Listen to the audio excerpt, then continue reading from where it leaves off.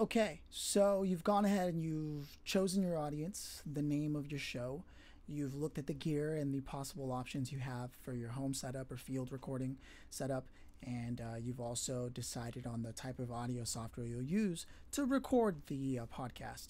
Now, that being said, now you've even thought about and understood the importance of potentially hiring an assistant producer to help you during the recording process, right? And it's important you get all this sorted before you even hit record.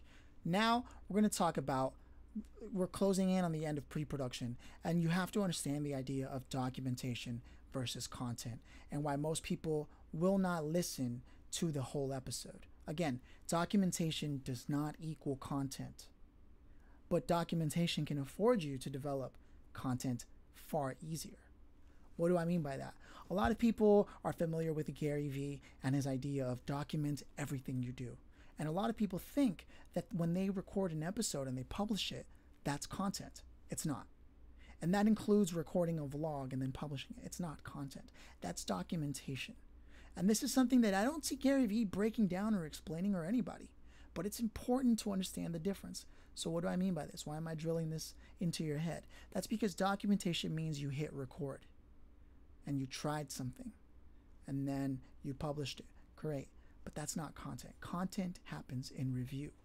Or if you had an assistant, content is happening in real time, yes, but it still needs to be edited, spliced out, plucked out.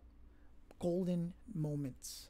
That's what you're looking for. And that's what content is. It's being able to review, or in time, real time, at least being able to record where those golden moments happen. And that's content, right? That's what, because most people aren't going to listen to the whole episode. Let's be honest, the standard or average podcast is about 45 minutes long. There are some like Radical History that go on for 4 hours, which is, the good thing about podcasting platforms is they'll help you pick up right where you left off, whether it's on Spotify, Google Podcasts, Apple Podcasts, what else people use, Overcast FM, things of that nature. Those are all platforms that are eventually distributed to. But at the end of the day, they are able to pick up where you left off. So that's the benefit to having a 4-hour podcast, if that's what you're doing. But realize that those types of podcasts are heavily produced. And if you're not prepared to have a budget where you heavily produce something like that, then all you have is documentation and not 4 hours of content. You have 4 hours of documentation, 4 hours of conversation. And there's a big difference. And so what I urge you to do is bring that mentality. And that also frees you up so that you don't feel so tied up to make the episode work for you really, really hard.